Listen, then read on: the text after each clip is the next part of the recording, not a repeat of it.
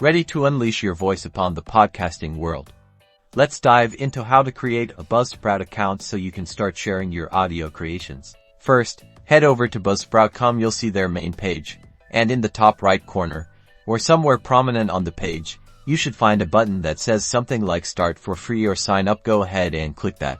This will take you to the Sign Up page. Here, you'll need to enter your name, email address, and create a secure password. Make sure your password is strong, using a mix of upper and lowercase letters, numbers, and symbols. Once you've entered your information, Buzzsprout will present you with their different pricing plans. Take a look at the options and choose the one that best fits your needs and budget. Many offer a free trial, so consider starting there.